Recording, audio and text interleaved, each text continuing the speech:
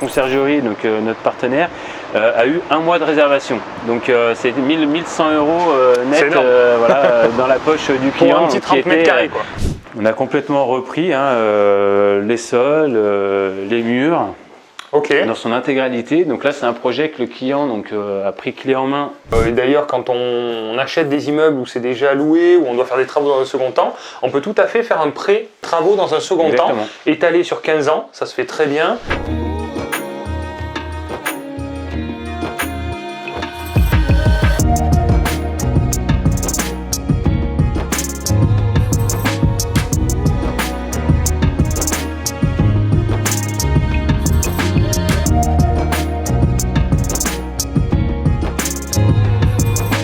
Bonjour à tous, bienvenue dans cette nouvelle vidéo. Bonjour. Dans un pays où il fait froid, où on se gèle.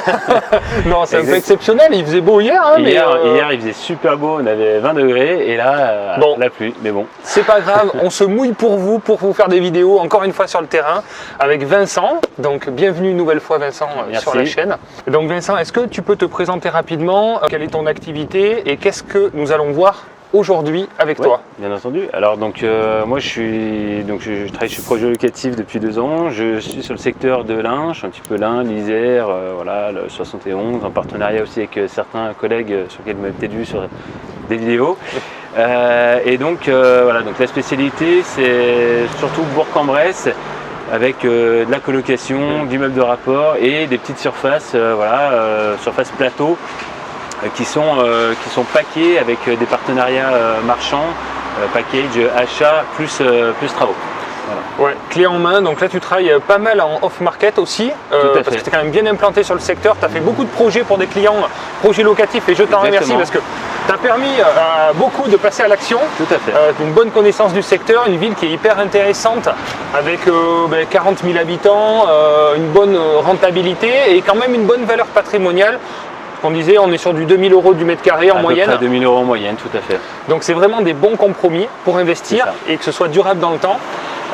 Aujourd'hui, on va voir un projet un peu particulier que tu as réussi à avoir grâce à ton réseau justement. Exactement, tout à par fait. Un marchand de biens. Exactement. Qui a réglé des problèmes, des difficultés. Donc je vais découvrir avec vous le projet, vous avez compris en même temps. Donc c'est dans la ruelle derrière. C'est dans la petite ruelle, exactement. Donc en fait, on a une petite copropriété. Donc c'est un petit immeuble qui était en difficulté parce qu'on avait une mise en péril. Dû au spa justement, par contre, dû au spa qui évacuait ses eaux et donc en fait qui a pourri quelques poutres. Et donc la mairie a posé une mise en péril dessus. Donc le marchand a acheté le bien, a effectué les rénovations, a rajouté les poutres et donc a revendu les appartements en état de plateau avec son petit package comme il sait faire, forfait de travaux clé en main pour faciliter. Très bien, donc c'est vrai que les difficultés des uns font le bonheur des autres, donc là il a pris à bras le corps le problème, réglé le problème, traité pour revendre justement le projet après avec la problématique qui est réglée. L'arrêté de péril, c'est donc la mairie qui met des arrêtés de péril sur des situations un petit peu dramatiques, dangereuses, urgentes. Et si le problème n'est pas réglé sous un certain délai, il y a évacuation de l'immeuble, ça peut être grave. Donc c'est vrai que c'est souvent des prix qui sont négociés beaucoup plus bas et des fois des situations qui sont en réalité pas si graves que ça à traiter. Là c'est grave, il y avait des poutres à changer, mais moi j'ai acheté un immeuble, c'est pareil, où il y avait un arrêté de péril. C'est grâce à ça que j'ai pu avoir aussi des aides, des subventions, etc. Et en soi, c'était pas grand chose, il y avait une fissure finalement qui s'était faite dans l'immeuble. On avait mis des témoins et finalement la fissure n'a pas bougé plus que ça. Donc on a juste rebouché, on a fait constater après par un professionnel qu'effectivement tout était bien stabilisé et puis c'est reparti. Donc ça dépend de la gravité, mais là pour le coup ça a permis de faire une bonne opération. Exactement. Tout à fait. Et d'avoir une bonne info. Donc qu'est-ce qu'on va visiter là? C'est un lot, un appartement? Alors c'est un lot, tout à fait. Donc on a vendu les deux, bien entendu, sur la même période. Et donc donc on va pas visiter le premier étage, on va visiter le deuxième étage qui est fini, qui est meublé. Le premier est terminé également. Voilà, il reste encore quelques petites finitions de la cliente sur l'ameublement, mais en tout cas celui qu'on va voir est totalement très fini bien. et meublé. Coût total du projet, rentabilité, toujours en début de vidéo, et puis à la fin on prendra la fiche de synthèse détaillée pour analyser le projet dans son détail. Mais est-ce que tu peux donner les premiers chiffres et quel est le rendement attendu sur ce projet? Oui, alors du coup, on a un rendement qui va tourner autour des 8% à peu près. Donc on a une acquisition à 83 000 euros parce qu'on a une place de stationnement. Donc par contre, on est sur un bien qui est vraiment en cible Airbnb. En nu, on n'aura pas une rentabilité très importante. On sera sur une opération blanche, on va dire. Sur du meublé classique, on va avoir un petit cash flow positif. Et donc là où on allait taper dans le plus, c'est vraiment sur la partie Airbnb. Donc on est sur du 55 euros la nuit. C'est ce contrat qui a été mis en place avec mon partenaire conciergerie sur place. Donc 55 euros la nuit, on a à peu près 80-90% de taux d'occupation actuellement sur le secteur, parce qu'il y a très peu d'hôtels sur Bourg-en-Bresse. Il faut savoir que j'ai un client sur le premier bien qu'on avait visité, le co-living. On avait une petite annexe, ça c'est la petite histoire. On avait une petite annexe qui fait trentaine de mètres carrés, donc qui est finie aujourd'hui. Donc le lendemain de la mise en location sur Airbnb, la conciergerie, donc notre partenaire, a eu 1 mois de réservation. Donc c'est 1100 euros net dans la poche du client. Pour un petit 30 mètres carrés, quoi. Exactement, donc qui était ravi, qui m'a envoyé un petit message en me disant merci Vincent, on arrive à faire des super choses. Je suis d'accord parce que nous on dort à l'hôtel et on a pris un hôtel moyen, on a eu du mal à trouver un hôtel sympa. Tout à fait. Et donc on a pris ce qu'il y avait. Et donc je constate effectivement, je suis d'accord avec toi, il y a une manque de logement, de location à la nuit. Tout à fait, donc c'est pour ça que le Airbnb fonctionne très très bien sur le secteur. Très bien. Bon, il fait un peu froid, on va rentrer. Tu nous montres ça? Allez, c'est parti.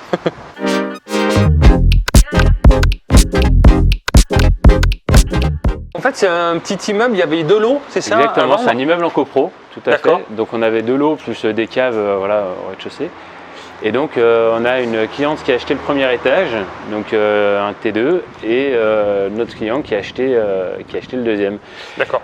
Et donc on a la petite aparté que tu avais évoquée sur les chambres de 9 mètres carrés, justement. Ah oui. Parce qu'en fait on n'avait pas tout à fait 9 mètres carrés sur les chambres, donc étant donné qu'on est parti sur du plateau, on a pu réajuster, rebouger quelques cloisons pour pouvoir avoir ces 9 mètres carrés, même si on n'est pas forcément dans... on a eu un petit débat. Exactement.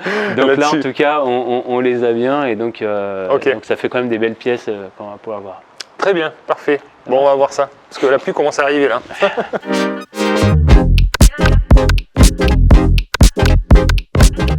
Donc là, on entre dans l'entrée du coup. Exactement. Et après, c'est 16 d'entrée, donc avec un petit débarras pour la conciergerie pour mettre tout ce qui sera balai. D'accord. Voilà. Très bien. Très simple. Petit escalier. Et donc on arrive sur l'appartement, donc qui était en état de plateau. Super. On n'avait pas de calage, on n'avait rien du tout, donc on a complètement repris les sols, les murs, dans son intégralité. Donc là c'est un projet que le client a pris clé en main hors mobilier. Ça c'est quelque chose qu'il a voulu faire par lui-même. D'accord. Donc voilà, donc du coup on a vraiment retravaillé la partie isolation, VMC, les WC, douche, chambre. Super. Donc voilà, donc on a vraiment parti sur... On est sur quel budget travaux là pour le coup, pour cet appartement? Alors donc là on a eu un forfait travaux, donc c'est un peu dans l'habitude que je travaille maintenant avec le marchand, donc on a 20 000 euros, enfin 22 000 euros exactement de travaux. De travaux pour cet appartement, de quelle surface? Pour 37 mètres carrés. 37 mètres carrés, donc le prix est tout à fait correct. Tout à fait correct, exactement. Il n'y a rien à dire, tout à fait. Tout à fait. Oui, puis avec les standards qu'on a l'habitude, une cuisine équipée, four, plaque haute. C'est ça. Très bien, tout le matériel nécessaire. Là, l'appartement n'est pas encore exploité? Il n'est pas encore exploité, parce qu'on attend quelques petites plaintes pour la cuisine. Donc c'est des dernières petites finitions. Ok. Et très après, donc le contrat conciergerie est déjà établi, tout est finalisé. On attend vraiment des dernières petites choses, dernières petites finitions pour pouvoir l'exploiter.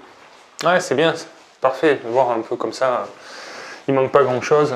Ok, donc la partie chambre là-bas, très bien, machine à laver. Exactement, donc ils ont fait un petit coin buanderie. Très bien. Une chambre, donc justement, sur cette chambre-là, on n'avait pas les 9 mètres carrés. Ah oui, c'est ça.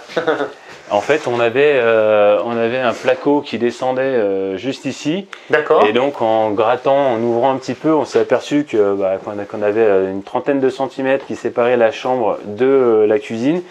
Et donc on s'est dit, bon, on va venir raccourcir. En plus, c'est sympa parce que ça donne un petit côté, un petit cachet à l'appartement, à la chambre, voilà, de faire avec la poutre.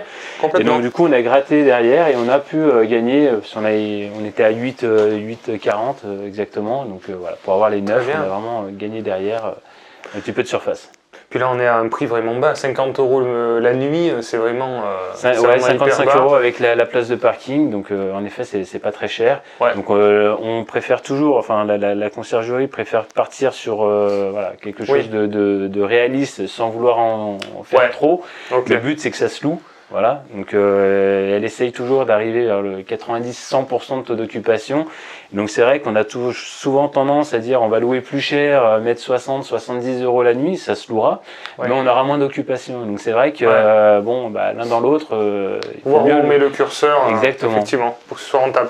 Mais là, ça fait un petit projet, c'est quoi, dans les 100 000 € finalement? On est un petit peu plus de 100 000, on est à peu près sur du 115 000 €, voilà, un crédit à 800, on tourne autour des 850 € à peu près. Donc on est un petit peu élevé en termes de mensualité, parce que le client a eu, voilà, un petit peu, on peut parfois se retrouver face à des difficultés pour avoir les prêts.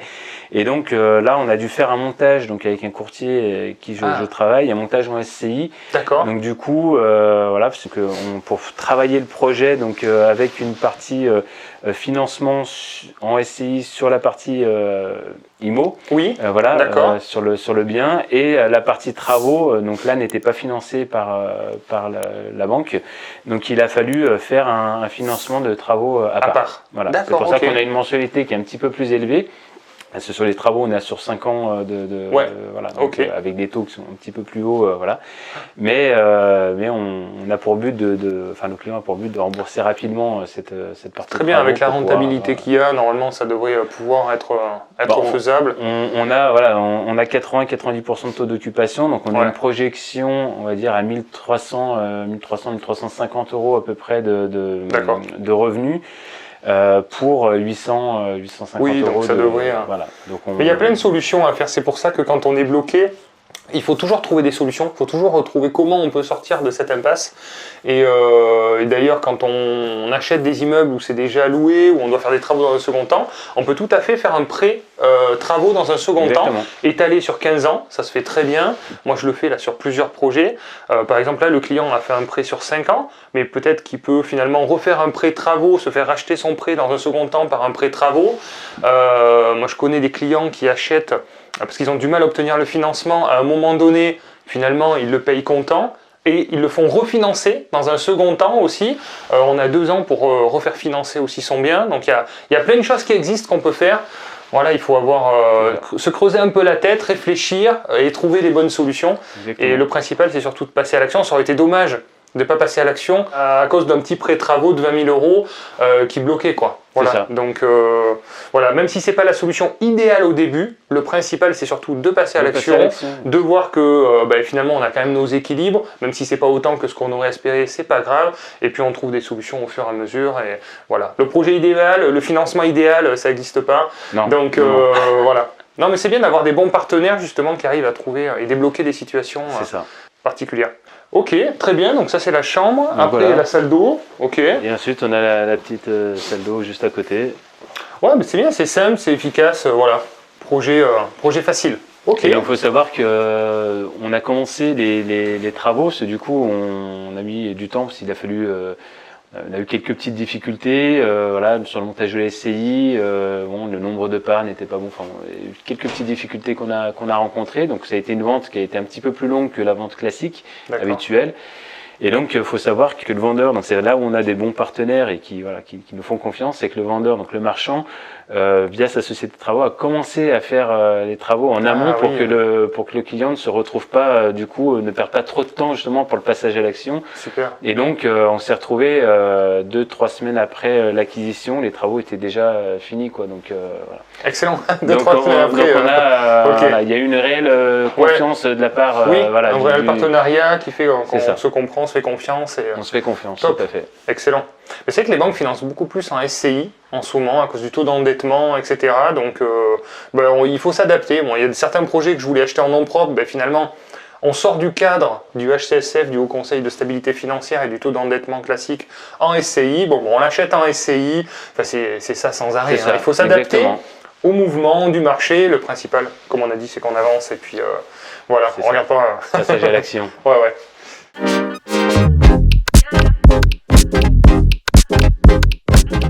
Ok, donc le profil des acheteurs, est-ce qu'ils travaillent, c'est quoi Alors, donc on a monsieur qui travaille, voilà, et madame qui est auto-entrepreneur, donc début d'activité, donc qui aujourd'hui n'a pas réellement de revenus. Ça plaît pas aux banques. Voilà, ça plaît pas aux banques. C'est pour ça qu'on a eu quelques difficultés sur le financement, bien que monsieur travaille en Suisse, hein, donc quand même salaire relativement intéressant. Donc voilà, donc on avait un profil un petit peu atypique, et donc tout ce qui est un petit peu atypique, les banques n'aiment pas trop. Donc c'est là où on a eu un petit peu de difficulté, et donc on a travaillé le dossier avec un courtier avec qui je travaille depuis plusieurs années, qui a su travailler, modeler un petit peu exactement la chose, et donc on a travaillé le projet en SCI LIS. À 99% des parts pour monsieur et 1% des parts pour madame. C'était les conditions que la banque demandait. Donc on a travaillé tout ça, et donc on a pu travailler le projet en avançant, donc sur une partie prêt IMO pour le bien et une partie prêt travaux à côté. Très bien, d'accord. Bon, après, c'est des choses qui peuvent évoluer. Là, on part comme ça parce qu'évidemment, monsieur a la principale source de revenus. Ça sécurise la banque, les 99% des parts. Mais dans un second temps, les parts peuvent se revendre aussi pour rééquilibrer les choses si besoin. Donc voilà, c'est pas quelque chose qui est figé dans le temps. Et c'est l'avantage aussi de la SCI, c'est la revente de parts qui est beaucoup plus fluide, plus simple aussi que des titres de propriété quand on achète en nom propre. Il suffit d'aller voir un avocat, ça coûte pas très cher, c'est assez simple à faire, donc voilà, ça permet soit de vendre des parts, soit de la transmission, etc. Donc c'est un bon outil en tous les cas pour ça.